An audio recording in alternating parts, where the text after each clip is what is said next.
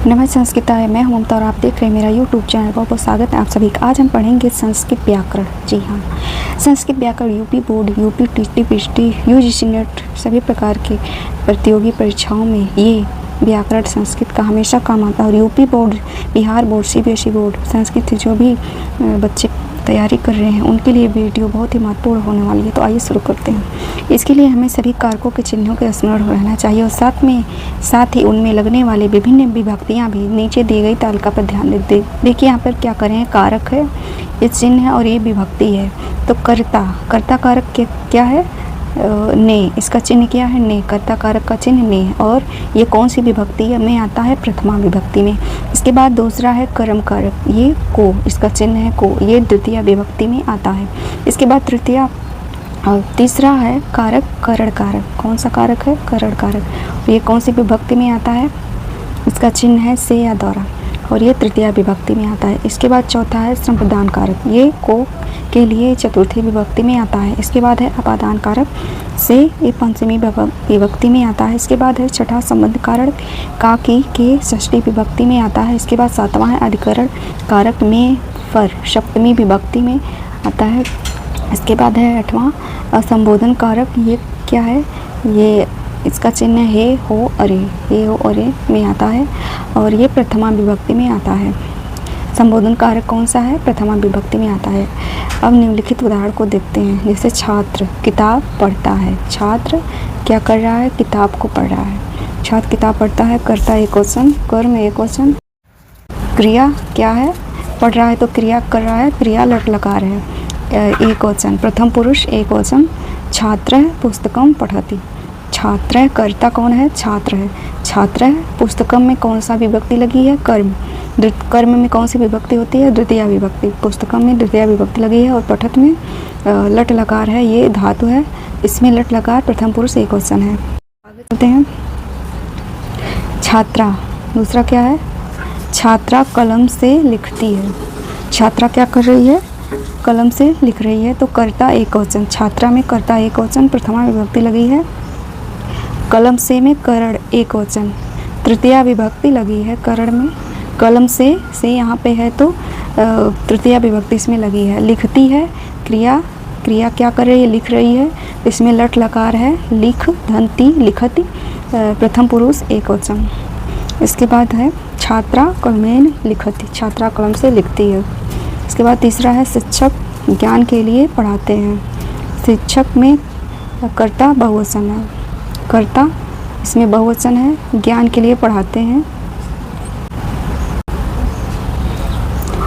अच्छा, शिक्षक क्या कर रहे हैं, ज्ञान के लिए पढ़ा रहे हैं। तो कर्ता बहुवचन है, ज्ञान के लिए संप्रदान कारक एकवचन, क्रिया लट लकार बहुवचन, चतुर्थी विभक्ति एकवचन। संप्रदान में कौन सी विभक्ति होती है, यहाँ पे ज्ञान के लिए है, पे चिन्ह है संप्रदान कारक एकवचन, चतुर्थी विभक्ति इसमें लगी है और शब्द बना है क्या, ज्ञानाय। इसके बाद अगला है क्रिया लट लकार बहुवचन, पढ़ाते हैं, क्रिया क्या है, पढ़ा रहे हैं, इसमें लट लकार बहुवचन है। तो क्या हो गया, पाठयन्ति, पाठयन्त, शिक्षक ज्ञान के लिए पढ़ाते हैं। शिक्षकाः ज्ञानाय पाठयन्ति। इसके बाद है पेड़, चौथा है पेड़ से पत्ता गिरता है। इसमें कौन सी विभक्ति लगेगी, पंचमी विभक्ति। पेड़ से पत्ता गिरता है, अपादान कारक एकवचन, पंचमी विभक्ति। इसमें कौन सी विभक्ति लगी है, पंचमी विभक्ति और कारक कौन सा है, अपादान कारक। पत्ता, इसमें पत्ता जो है पेड़ से गिर रहा है, कर्ता एकवचन का है, प्रथमा विभक्ति का। और गिरता है का क्रिया क्या हो रही है, गिर रही है, एकवचन, लट लकार, पतधंती पतथ्य। इसके बाद पांचवा है इसमें क्या हो जाएगा, वृक्षात पत्रम पतति, वृक्ष से, पेड़ से या वृक्ष से पत्ता गिरता है। मोहन का पुत्र आता है, मोहन का पुत्र आता है, क्या हो जाएगा, संबंध कारक। इसमें कौन सा कारक है, संबंध कारक, कर्ता एकवचन, क्रिया एकवचन, लट लकार, आधन गच्छ धन्ति आगच्छ। क्या हो रहा है, मोहन का पुत्र आता है, मोहनस्य, मोहनस्य में षष्ठी विभक्ति लगी है, संबंध कारक एकवचन, मोहनस्य पुत्रम, प्रथमा विभक्ति एकवचन पुत्र है। मोहनस्य पुत्र आगच्छत क्या हो रहा है, क्रिया आगच्छत लट लकार एकवचन, प्रथम पुरुष एकवचन।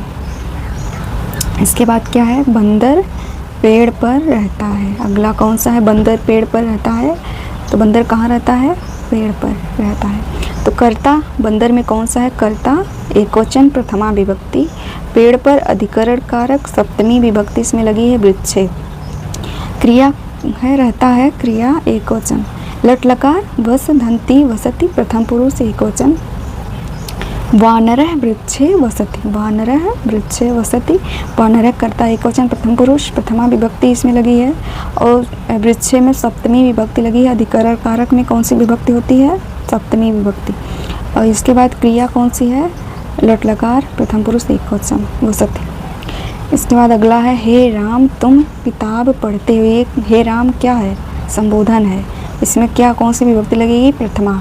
संबोधन कारक एकवचन प्रथमा विभक्ति, हे राम। कर्ता तुम में कर्ता एकवचन, इसमें भी प्रथमा विभक्ति लगी है। किताब कर्म एकवचन द्वितीय विभक्ति लगी है। पुस्तकम क्रिया एकवचन लट लकार मध्यम पुरुष पठस।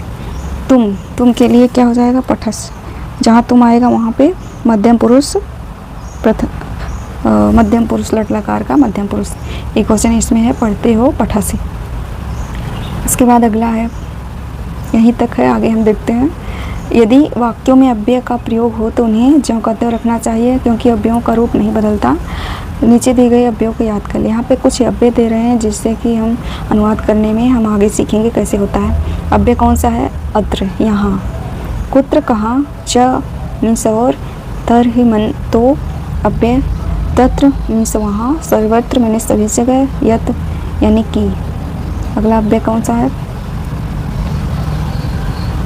अगला है उच्चई यानी जोर जोर से, वृथा व्यर्थ व्याकार बेकार, चिरम देर तक, इसत थोड़ा, इत्थम इस प्रकार, केवलम सिर्फ, संप्रति आजकल, है स्व यानी कल, एवं इस प्रकार, अतः इसलिए, झटत जल्दी से, अप्य शनै शनै यानी धीरे धीरे। संस्कृत में आगे अनुवाद में ये बहुत काम आएगा, इसको लिख सकते हैं कहीं। दिवा यानी दिन में, इतः यानी यहाँ से, अह अर्थात है, अतीव अर्थात बहुत, अजस्सा अर्थात आसानी से, अधुना अर्थात आजकल, अद्यापि अर्थात आज भी या आज तक, कदाचित अर्थात शायद। इसके बाद है अथ अर्थात इसलिए, झटत जल्दी से हो गया, स्वयं यानी खुद, पूरा या पहले, दिष्टया सौभाग्य से, कथम क्यों, यदा जब, न नहीं, कुतचित कहीं, कदाचित शायद, भूय पुनः, मिथय आपस में, प्रत्यहम रोज, किम क्या, कदा कब, तदा तब, माँ मत। इसमें हम नीचे उदाहरण को दिए गए उसके माध्यम से हम अव्यय कैसे होता है अनुवाद उसको देखते हैं। जैसे पहला है वाक्य है, मैं वहाँ पढ़ता हूँ। क्या कर रहे हैं, मैं वहाँ पढ़ता हूँ। क्या हो जाएगा, मैं का हो जाएगा अहम, वहाँ का हो जाएगा तत्र, पढ़ता हूँ का हो जाएगा उत्तम पुरुष।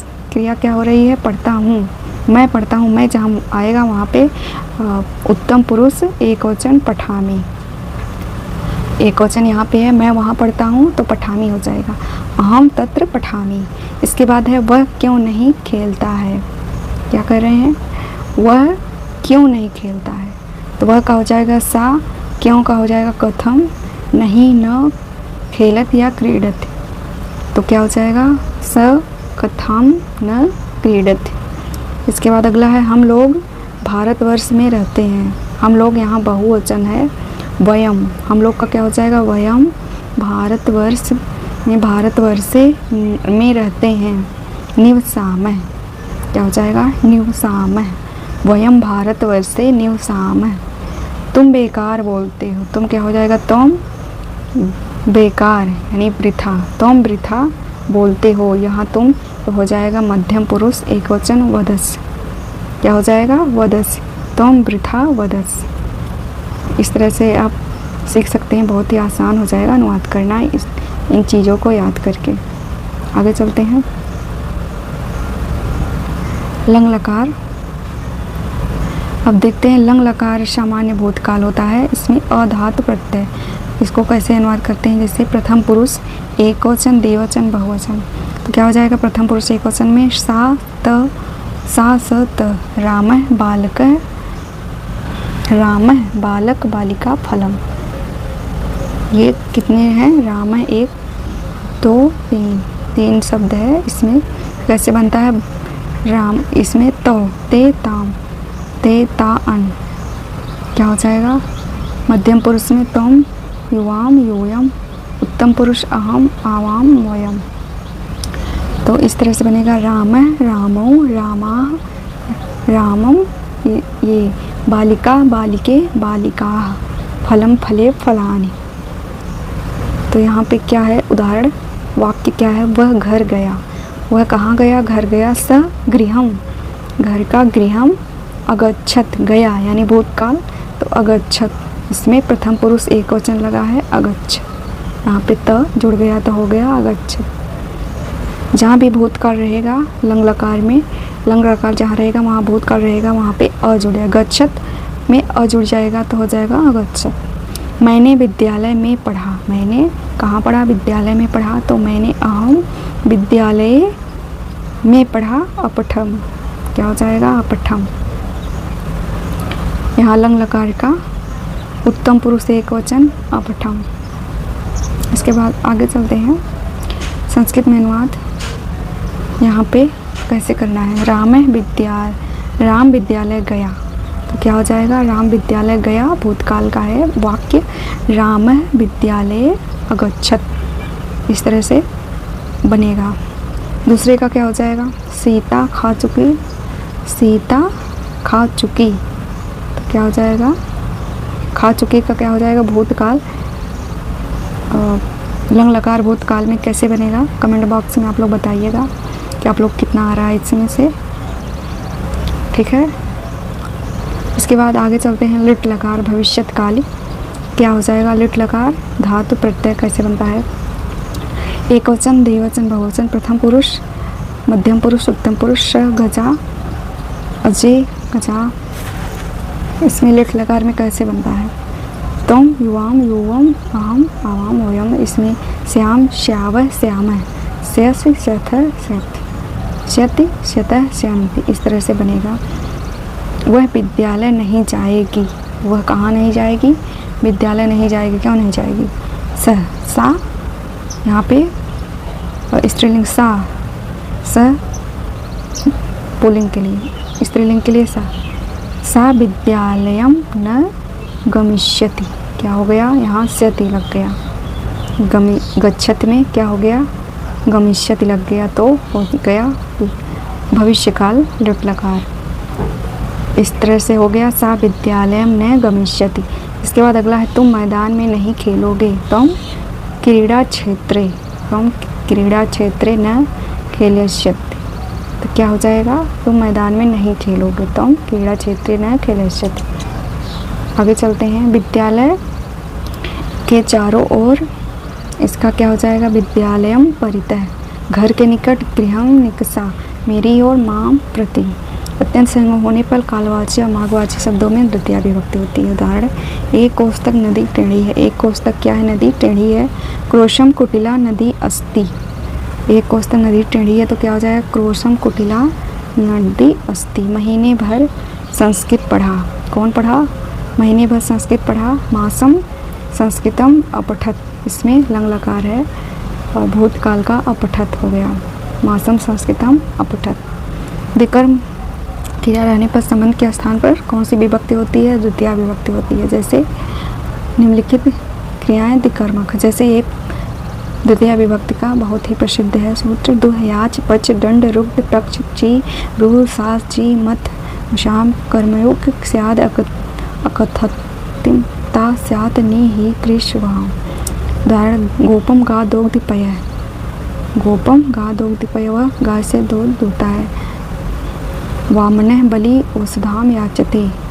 वामन यानी ब्राह्मण बलि से पृथ्वी को मांगता है। साह माम धर्म पृच्छति, वह मेरा धर्म पूछता है। धर्मम शास्त्री शिष्यम गुरु, शिष्य गुरु शिष्य को धर्म की शिक्षा दे रहा है। फल प्राप्ति के साथ काम समाप्त हो तो मार्गवाची एवं कालवाची शब्दों में कौन सी विभक्ति होगी? तृतीया विभक्ति होती है। जैसे उसने एक वर्ष में व्याकरण पढ़ लिया। क्या वाक्य है? उसने सः वर्षेण व्याकरणम अपठत। यहाँ पे लंग लकार भूतकाल का है, उसने एक वर्ष में क्या किया, पूरा व्याकरण पढ़ लिया। स वर्षेण व्याकरणम अपठत। मैंने 3 कोस में कहानी कह दी। कितने कोस में? 3 कोस में कहानी कह दी। अहम क्रोशप्रेण कथाम अकथयम। मैंने का अहम कोशप्रेण 3 कोस में कोशप्रेण कथाम अकथयम कहानी को कह दी। स साकम सार्धम साथ के योग में द्वितीया विभक्ति होती है। उदाहरण पिता पुत्र के साथ घर जाता है। पिता पुत्र के साथ कहाँ जा रहा है? घर जा रहा है। पिता पुत्रेण स गृहम गच्छति। सीता के साथ लक्ष्मण वन गया। सीतया स लक्ष्मण वरम गतः। पृथक बिना नाना के योग में द्वितीय तृतीया और पंचमी तीनों विभक्ति लगती है। उदाहरण ज्ञान के बिना, ज्ञानम बिना, ज्ञानेन बिना, ज्ञानात बिना। यहाँ पे ज्ञानेन तृतीया है, ज्ञानात पंचमी है, ज्ञानम द्वितीया है। राम से पृथक, रामायण में द्वितीया है, रामायण में तृतीया है और रामात में पंचमी है। उन कर्म का वारण अलम किम कृतम। तो ल्याट शब्दों में तृतीया विभक्ति होती है। जैसे उदाहरण है एक कम, एकेन हीन, राम के समान, रामेण तुल्य सदस्य। जिसने दान दिया जाए, जिसे दान देते हैं उसमें कौन सी विभक्ति होती है? चतुर्थी विभक्ति। जैसे वह ब्राह्मणों को क्या है? धन देता है, तो इसमें चतुर्थी विभक्ति लगेगी। जैसे स ब्राह्मणेभ्यः धनम ददाति। तुम मुझे फल देते हो, तुम अहम फलम यच्छसि। देते हो तुम है, तो यहाँ पे मध्यम पुरुष एक वचन यच्छसि। नमः स्वस्ति सहा सदालम सट योग्याच में पंचमी विभक्ति चतुर्थी विभक्ति लगती है। उदाहरण है श्री गणेश को नमस्कार है, तो श्री गणेशाय नमः। जहाँ नमस्कार का शब्द आता है वहाँ पे तुरंत कौन सी विभक्ति लगेगी? चतुर्थी विभक्ति। प्रजा का कल्याण हो, यहाँ पे स्वस्ति कल्याण हो तो प्रजाभ्य स्वस्ति यानी कल्याण हो। अग्नि को समर्पित है, तो यहाँ पे स्वाहा आ रहा है, नमः स्वस्ति स्वाहा, तो अग्नि को समर्पित है, क्या हो जाएगा? अग्नेय स्वाहा। अग्नेय स्वाहा अग्निदेव को समर्पित है। इस तरह से हमने बहुत ही आसान वाक्यों में समझा संस्कृत व्याकरण को। अगर आप यूपी बोर्ड, बिहार बोर्ड, किसी भी बोर्ड एग्ज़ाम की तैयारी कर रहे हैं तो इस वीडियो को पूरा शेयर कीजिए और देखिए। वीडियो पसंद आए तो लाइक कीजिए और चैनल को सब्सक्राइब ज़रूर कर लीजिएगा। मिलते हैं अगले वीडियो में, तब तक के लिए नमस्कार।